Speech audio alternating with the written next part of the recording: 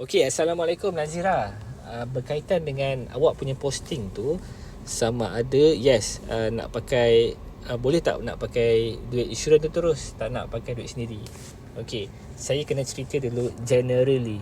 Okey, secara general, mana-mana insurans sama dia punya kaedah claim dia.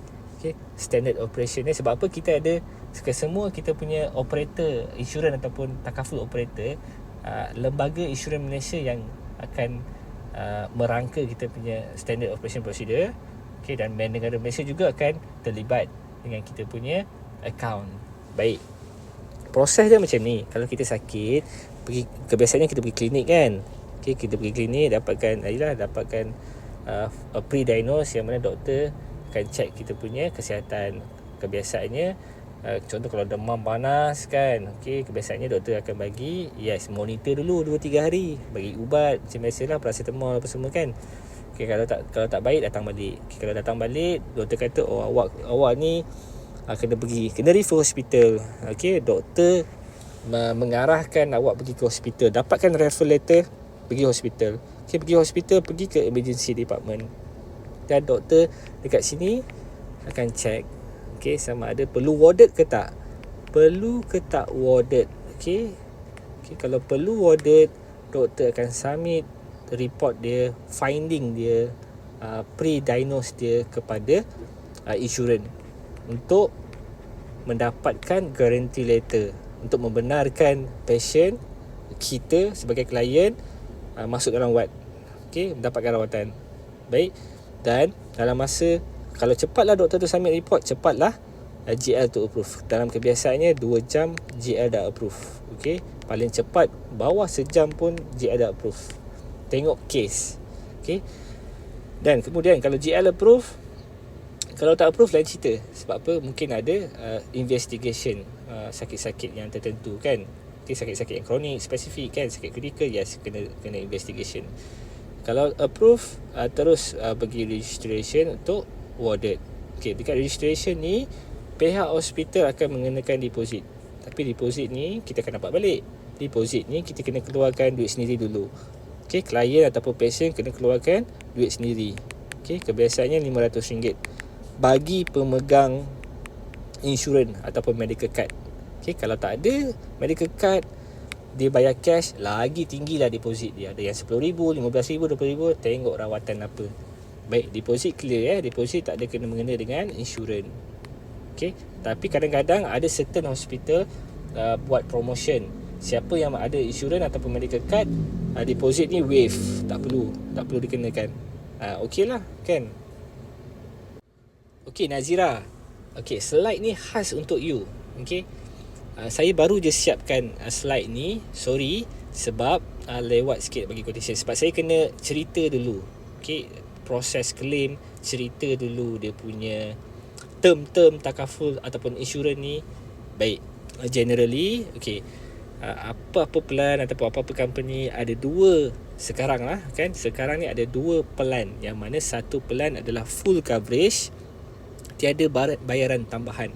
Okey, masuk ward tak perlu bayar apa-apa pun, total bill akan di cover oleh pihak insurans. Tetapi dia tak semuanya 100% full cover ataupun full dibayar penuh oleh pihak insurans. Tak, bukanlah 100%. Okey, bukan. Kalau ada ejen yang mengatakan confirm RM1 tak payah bayar, RM1 sekali pun tak perlu bayar, itu bagi saya itu adalah tak betul. Okey, memang tak betul. Sebab apa? Medical item, contoh disposal item. Disposal item, contoh PPE. PPE, pihak hospital tak boleh nak claim dekat insurans. Memang itu adalah non-claimable item. Contoh PPE, apa lagi,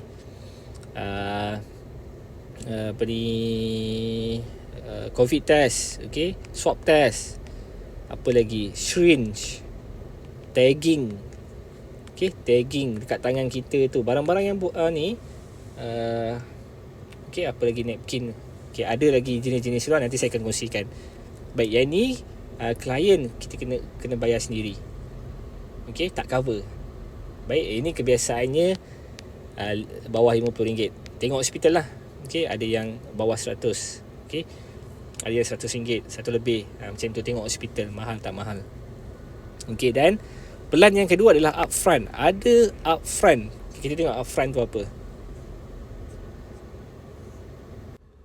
Okey, baik. Upfront ni adalah ada bayaran yang perlu didahulukan ataupun dikongsi ataupun dibayar, some amount klien kena bayar.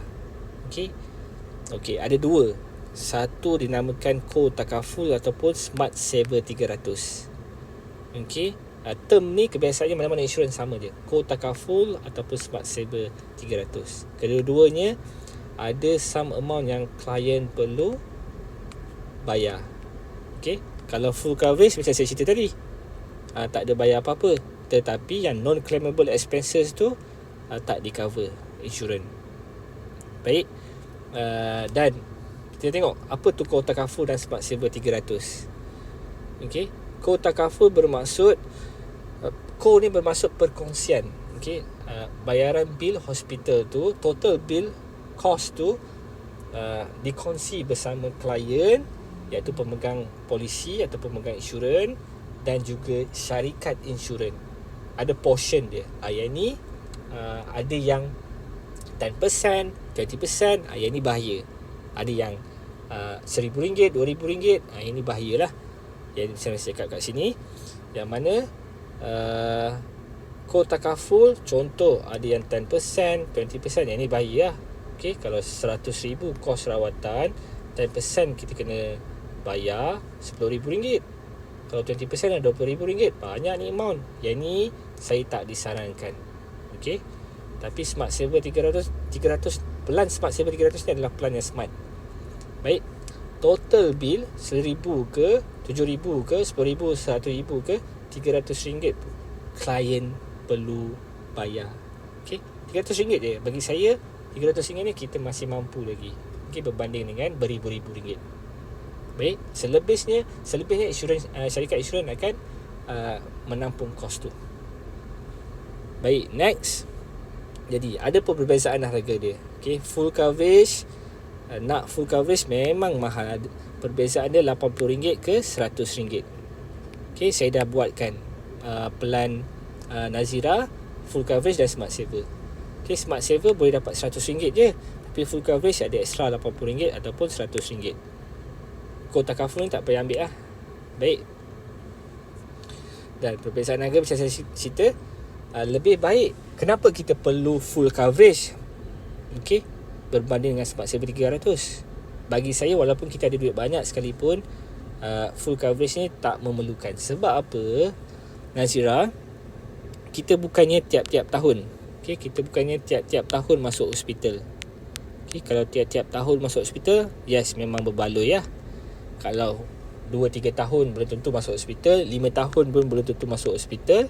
Kenapa kita kena bayar extra RM80 sebulan ataupun RM100 sebulan untuk dapatkan full coverage?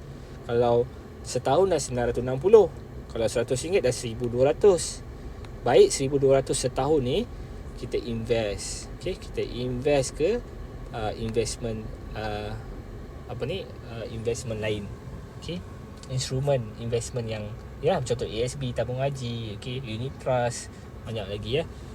Baik kita simpan ataupun invest, berbanding kita mencarum untuk pelindungan. Okay, Smart Saver RM100 je. Okay, jadi kat sini kita tengok sampel.